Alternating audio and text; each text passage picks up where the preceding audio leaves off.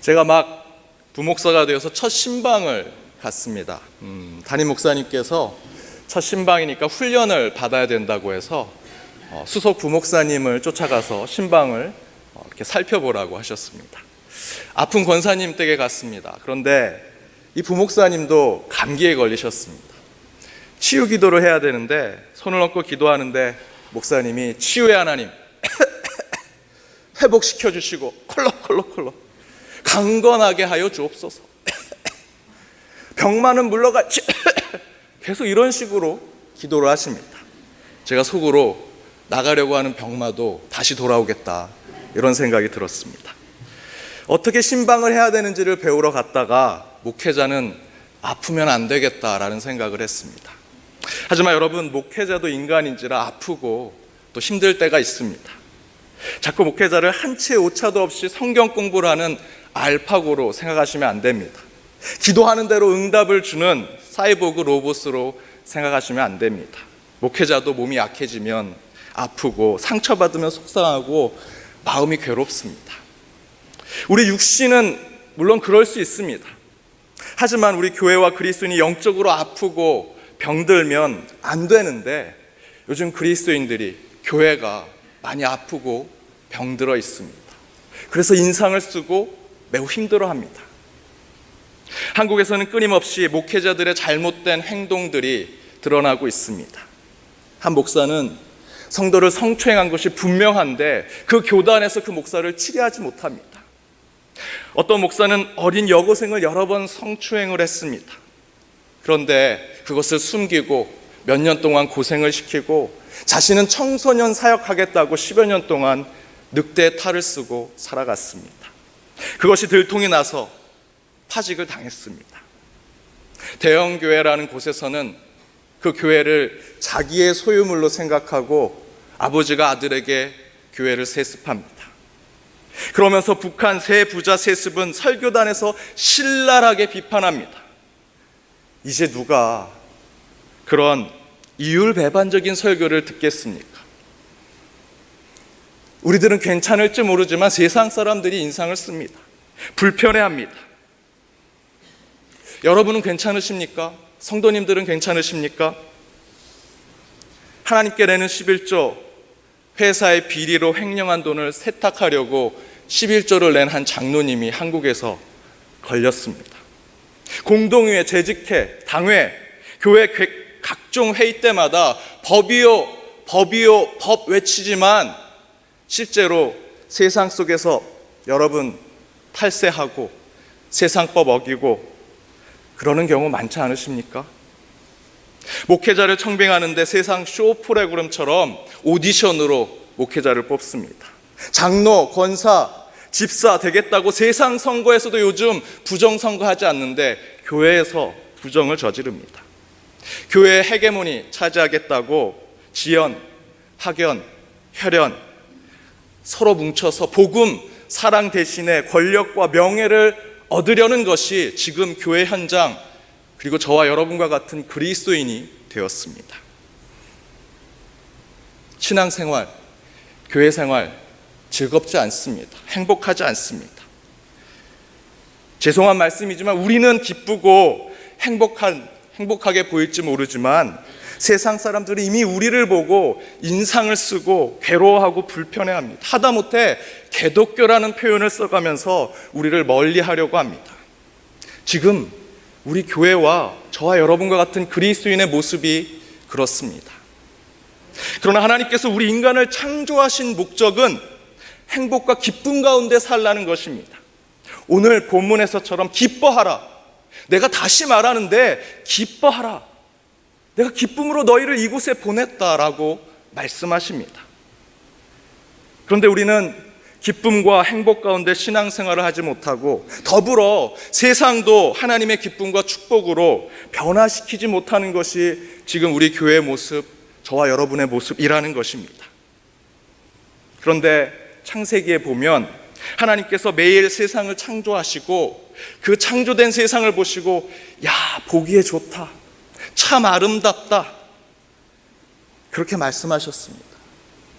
즉 하나님도 하루하루 세상을 창조하시고 마무리하실 때는 야, 이 세상 정말 좋구나, 행복하구나, 그렇게 말씀하셨는데 정작 하나님의 기쁨으로 창조된 우리는 전혀 행복하지 않고 행복하지 않은 채 이렇게 신앙생활하고 있다라는 것입니다. 하지만 여러분, 우리는 행복하라고 이 땅에 보냄받은 자들입니다. 여러분의 영혼 속에 담겨져 있는 것이 무엇입니까? 복음, 굿뉴스, 기쁜 소식, 좋은 소식, 행복한 이야기 아닙니까? 그런데 우리는 그 기쁜 소식, 좋은 소식 어떻게 전하고 있습니까? 인상 쓰고 괴로워하면서 저 사람이 지금 이 굿뉴스를 전하는 것일까라고 의심되는 모습으로 복음을 전하고 선교하고 전도하고 있습니다. 앞에서 말씀드린 그 부목사님의 예화처럼 치유하는 예수님 전하면서 본인이 치유받지 못하고 있습니다. 온갖 죄와 잘못을 다하면서 세상을 향해 회개하라고 선포하는 교회, 그런 그리스도인들, 누가 그런 예수 믿고 그런 복음 듣고 교회 찾아오고 예수 믿을 수 있겠습니까? 사랑하는 나이프크릭 교회 성도 여러분, 특별히 오늘 선포되는 말씀이 기쁨의 교회, 행복한 그리스도인의 영성을 회복하는 말씀이 되기를 바랍니다. 그래서 나도 행복하고 예수로 기쁘게 된 나를 통해서 세상이 기뻐지고 행복한 세상을 만드는 저와 여러분, 그리고 이 교회가 되기를 바랍니다. 그렇다면 행복한 그리스도인, 행복한 신앙인의 모습은 무엇일까? 그런 모습을 갖고자 할 때 우리가 할 수 있는 신앙의 실천의 삶은 무엇일까? 첫 번째는 진리를 품어야 한다라는 것입니다. 진리를 가진 자는 행복하다. 100주년 선교교회 담임 목사님이신 이재철 목사님이 새신자반이라는 책에 이런 예화를 쓰셨습니다. 한 목사님이 어떤 권사님을 봤는데 진주 목걸이를 하고 오셨습니다. 딱 보니 가짜였습니다. 그래서 그것을 입 밖에 내놨습니다. 권사님, 가짜 목걸이네요. 근데 생각해보니 말실수를 한 것입니다. 너무 죄송해서 권사님, 죄송합니다. 그런데 권사님은 그저 웃고만 있습니다. 목사님, 죄송해하지 마세요. 이거 가짜 맞아요. 그래도 목사님은 너무 죄송해서 목사님, 제가 말을 잘못했어요. 그런데 왜 자꾸 웃으세요? 라고 얘기했더니 그 권사님이 이렇게 얘기합니다. 목사님, 이 가짜 목걸이 진짜는 집에 가지고 있습니다. 여러분, 진짜를 가지고 있으면 절대로 흔들리지 않습니다. 다른 것으로 이상한 소리 듣고 오해 듣고 유언비어 듣고 소문 들어도 진짜를 가지고 있으면 흔들리지 않아요. 진짜 나에게 있으면 내 옆에 있는 사람이 뭐라고 하고 세상이 나에게 뭐라고 외쳐도 나는 행복할 뿐입니다. 신앙의 문제로 가지고 오면 우리 그리스도인이 행복하고 기쁨에 넘쳐 사는 자들이 되기 위해서는 먼저 우리가 품어야 하는 것, 복음의 진리입니다. 말씀의 진리, 믿음의 진리를 가지고 있어야 합니다. 복음의 진리가 무엇입니까? 예수님은 나의 구원자, 그분이 나의 삶을 이끌고 나를 이끄시고 나를 도우시고 나의 소망 되시고 나의 꿈 되시고 나의 비전 되시는 것, 그것을 붙드는 것, 예수가 나의 모든 것, 바로 그것이 진리입니다. 그 진리 속에 살면 우리는 행복할 수 있다라는 것입니다. 여러분 신앙 첫사랑 때, 첫 신앙을 가졌을 때를 한번 생각해 보십시오. 처음 인격적인 하나님을 만났을 때 예수님이라는 찬양만 들어도 눈물을 흘리지 않으셨습니까? 말씀만 읽어도 한 구절 한 구절 모든 말씀이 다 나에게 주신 말씀인 것처럼 생각이 들었습니다. 주일과 예배 시간이 기다려졌습니다. 그때 여러분, 하나님 처음 만났던 그 첫사랑 때 모두 그러지 않으셨습니까? 그때는 복음만 있어도, 예수의 이름만 있어도, 성령만 들어도 다 가진 것 같았는데, 너무 행복하고 기뻤는데, 여러분 지금 어떠신가요? 그렇게 하나님을 만나 진리이신 예수님을 품고 살고 있다면서 지금 우리는 불행하게 복음을 전하는 자가 되어 있습니다. 왜 그렇습니까? 진리 말고 비진리, 거짓, 세상의 것, 사단의 것이 내 마음을 차지하고 있기 때문입니다. 미국의 워싱턴 DC 한 거지가 독실한 천주교 신자였습니다. 매주 미사를 드립니다. 미사 가운데 신부님이 부자보다 정직한 사람이 되십시오 라고 늘 강론을 펼칩니다. 그런데 그 거지가 복권을 샀는데 1등에 당첨이 됐습니다. 그런데 복권협회에서 보통 거지 또는 홈리스, 가난한 사람들에게 1등이 당첨된 것을 알리면 그 자리에서 죽는다고 합니다. 그래서 어떻게 하면 이 소식을 우회적으로 전할 수 있을까? 그런데 그 거지가 성당에 잘 다닌 것을 알고 신부님을 통해서 전하기로 했습니다. 신부님이 이런저런 얘기를 나눕니다. 그리고 마지막에 질문합니다. 혹시 자네가 복권에서 1등으로 당첨되면 어떻게 하겠는가? 거지가 이야기합니다. 설마 그런 일이 제게 있겠습니까? 혹시 제가 1등이 당첨이 되면 그 당첨금의 절반을 뚝 떼서 신부님께 드리겠습니다. 그랬더니 그 신부님이 가슴을 쥐어짜면서 심장마비로 죽었습니다. 진리와 진실, 복음과 예수를 품고 살아가야 할 우리가 기쁘지 않다면 그 이유는 이 신부님처럼 우리 마음속에 거짓이 채워져 있고 욕심이 채워져 있고 진리가 아닌 것이 채워져 있기 때문입니다. 돈과 물질, 부와 명예, 권력과 힘을 가지면 행복할 것이라 세상 사람들처럼 생각하지만 여러분, 그렇지 않습니다. 그런데 그런 사람들이 목회자, 장로, 권사, 집사, 그리스도 안에 너무나 많습니다. 우리는 거꾸로 살아야 합니다. 성경에 보면 밭을 갈다가 보화를 발견하면 당장 뛰어가서 전 재산을 팔아서 그 밭을 사려고 합니다. 세상 사람들이 얘기합니다. 왜 그 밭을 살라 그래? 그 버려진 땅인데. 듣지 않습니다. 아무것도 들리지 않습니다. 왜? 그 밭에 보화가 있는 것을 우리는 알고 있기 때문입니다. 그 밭을 사면 보화를 얻을 수 있으니까. 여러분 아시는 것처럼 그 보화는 진리입니다. 말씀의 진리, 복음의 진리. 우리는 거꾸로 그 진리를 얻기 위해서 내 전 재산을 팔아서 그 밭을 사야 됩니다. 왜? 진리를 얻을 수 있기 때문입니다. 사랑하는 성도 여러분, 진리를 얻는다면 우리는 기쁨과 행복이 분명히 넘칠 것입니다. 저는 확신합니다. 제가 부교육자 때 대학 총장님도 계셨고 철학 교수님도 계셨습니다. 그분들 세상으로 가장 똑똑한 엘리트셨습니다.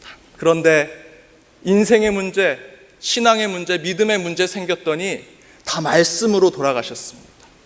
말씀의 진리 찾으셨고 복음의 진리 찾으셨습니다. 자신들이 전공한 철학과 자신들이 전공한 학문으로 돌아가지 않으셨습니다. 말씀으로 돌아가 그 가운데 진리를 찾았을 때 그들의 인생의, 그들의 신앙의 문제를 해결하는 모습을 보았습니다. 신앙생활하면서 여러분 기쁨과 행복을 지키려면 여러분 신앙의 삶 속에 진리의 보화를 캐내셔야 합니다. 진리를 찾으셔야 합니다. 믿음 생활 가운데, 말씀 가운데, 교회 삶 가운데 진리를 찾으면 그보다 기쁜 것이 뭐가 있겠습니까? 여러분 그런 진리 가운데 기쁨을 누리시는 하나님의 자녀가 되시길 주님의 이름으로 축원드립니다. 두 번째는 조금 모자란 듯 살아야 한다. 조금 모자란 듯 살아야 한다. 다른 말로 겸손히 살아야 한다. 낮은 자리로 내려가라. 플라톤의 행복의 5가지 조건이 이런 것이 있습니다. 첫 번째는 먹고 입고 싶은 수준에서 조금 부족한 듯한 재산을 가질 때 행복하다. 연설했을 때 청중의 절반만 박수치는 말솜씨를 가질 때 행복하다. 자기가 생각한 것의 절반밖에 인정받지 못하는 명예가 있을 때 행복하다. 겨뤄서 한 사람에겐 이기고 두 사람에겐 질 정도의 체력이 있을 때 행복하다. 모든 사람이 칭찬하기에 약간 부족한 외모일 때 행복하다.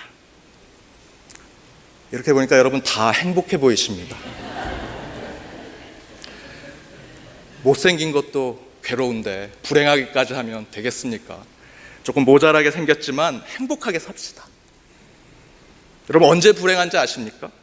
성경대로 본다면 완벽해졌을 때 불행해지기 시작합니다. 다윗을 생각해 보십시오. 다윗이 다 이뤘다고 생각해서 권력을 가지고 자기 멋대로 하게 됐을 때, 그래서 밧세바를 범하고 우리아 장군을 죽였을 때, 바로 그때부터 다윗은 불행하기 시작합니다. 모든 것을 가지고 그 권력과 명예를 휘둘렸을 때 다윗은 그 순간부터 신하들이 그를 무시하고 아들이 구테타를 일으키고 점점점 밑바닥으로 내려가는 다윗의 모습을 볼 수 있습니다. 그렇게 다 가진 것 같았지만 도리어 밑바닥으로 내려가는 인생, 그것이 우리 인간의 모습입니다. 그러나 그에 반해서 바울은 제가 생각할 때 가장 행복한 사람입니다. 바울은 다메섹 도성에서 예수를 만나고 다윗과 반대로 바울은 하나님을 만나기 직전까지 완벽했지만 예수를 만난 후부터 점점점 밑으로 내려갔는데 그 행복의 수치는 점점점 올라갔습니다. 예수를 다메섹 도상에서 만나기 직전에 바울은 히브리인 중에 히브리, 바리새인 중에 바리새인, 율법으로는 의인, 자신은 모든 것을 갖춘 완벽한 자라고 생각했습니다. 그래서 다메섹 이전에 바울은 그리스도인들을 죽이러 다닌 것입니다. 죄책감을 느끼지 않았습니다. 나는 완벽해, 윤리적으로 도덕적으로 사람을 죽여도 괜찮아. 그렇게 가장 높은 자리에 있었습니다. 그런데 바울이 다메섹에서 예수를 만나고 완전히 다른 사람이 됩니다. 전에는 완벽하고 거룩하고 완전 무결한 사람으로 자신했던 사람이 예수를 만나 거듭나서 이렇게 바뀝니다. 나는 죄인 중에 괴수요, 나는 사도 중에 가장 작은 자요, 성도 중에 지극히 작은 자보다 더 작은 자라고 고백합니다. 또한 고린도후서 12장 7절에 보면 하나님께서 바울이 자고 자랑하고 교만할까 봐 육체에 가시를 주셨다라고 이야기합니다. 실제로 바울은 평생 안질과 간질로 살았습니다.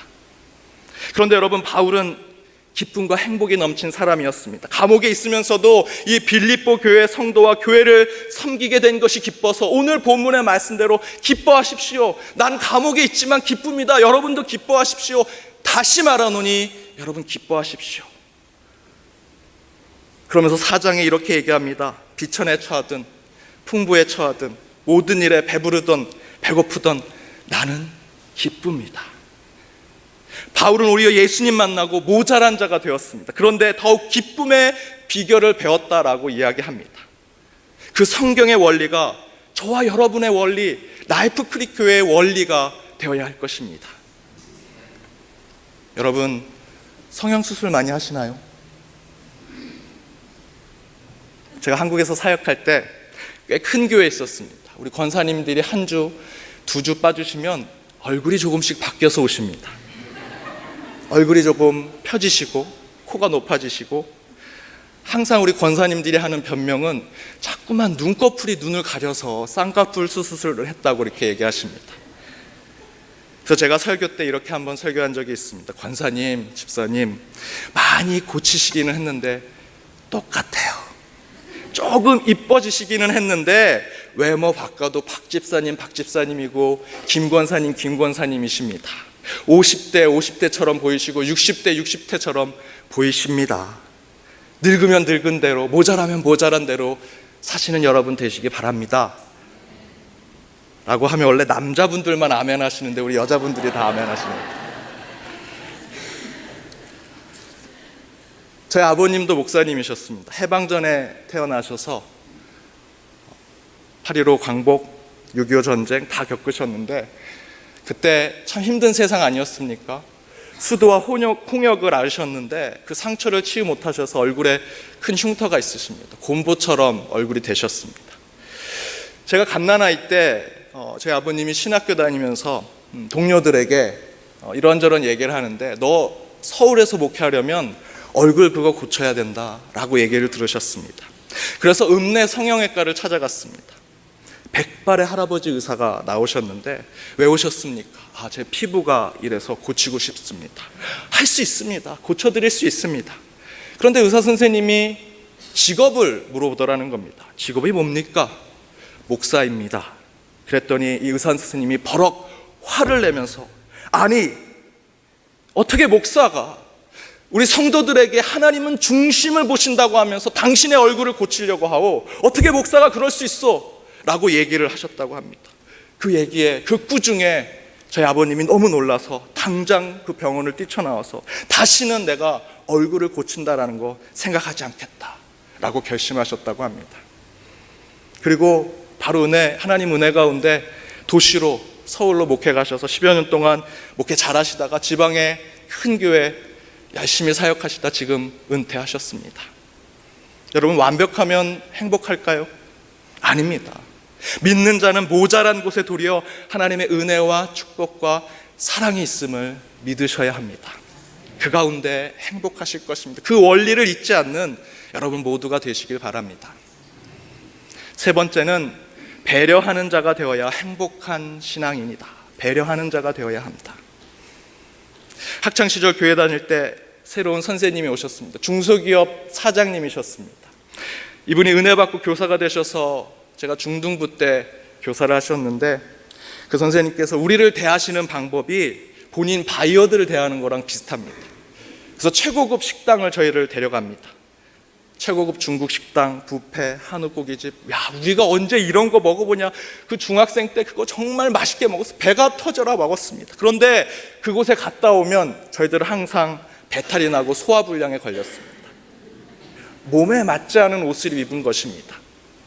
대신에 좀 가난하고 본인의 조금의 용돈을 모아서 저희들에게 떡볶이 사주시고 만두 사주시는 선생님이 계셨습니다. 항상 말씀을 열심히 준비해 주시고 또 그것으로 저희와 항상 함께 시간을 나눠주시는 선생님이 계셨는데 저는 아직 그분이 기억이 나고 지금도 연락하고 있습니다. 우리 이범찬 목사님도 잘 알고 있는 선생님이십니다. 얼마나 많은 물질로 투자를 받았느냐 보다 얼마나 마음과 사랑으로 배려를 받았느냐가 영적인 기억에 더 남더라라는 것입니다. 요한복음 6장에 보면 예수님께서 한 소년이 오병이어 가져오신 것을 가지고 5,000명을 나눠 먹습니다. 그런데 그 음식을 뷔페로 만드셨습니까? 호텔의 고급 식사로 만드셨습니까? 아닙니다. 오병이어 그대로 5개 떡 2마리 물고기로 그거 그대로 축사하시고 감사하시고 기념하시고 그대로 떼어주시면서 5,000명을 먹이셨습니다. 거기에 12광주리까지 남았습니다.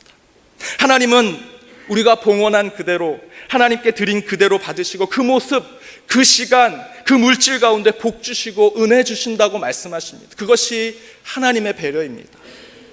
그런 하나님의 배려가 이제 우리 몸에 배어 있어야 합니다. 그때 우리는 행복할 수 있는 것입니다. 어느 한인교회 목사가 설교를 잘해서 미국 교회 초대를 받았습니다. 근데 그 미국 교회는 누드촌에 있는 교회입니다.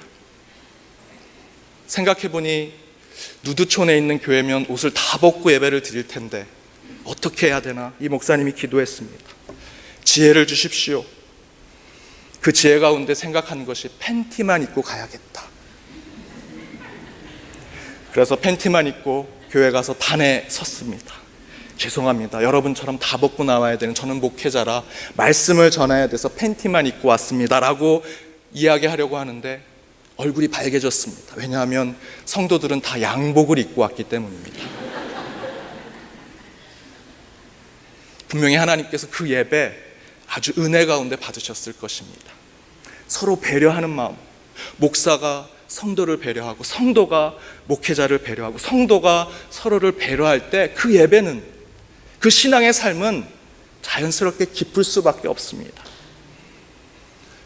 말씀을 정리하도록 하겠습니다. 우리는 복음을 가진 자입니다. 기쁜 소식, 굿 뉴스를 가진 자들입니다. 그렇다면 우린 기쁜 자, 행복한 자가 되어야 할 것입니다.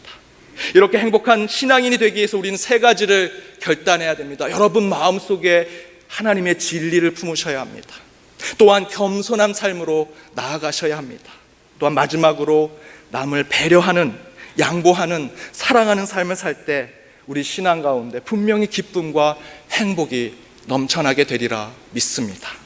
이렇게 행복한 신앙의 삶을 행동하고 실천해 항상 웃음소리가 끊이지 않는 나이프 클릭 교회 그리고 여러분의 가정이 되기를 주님의 이름으로 축원드립니다.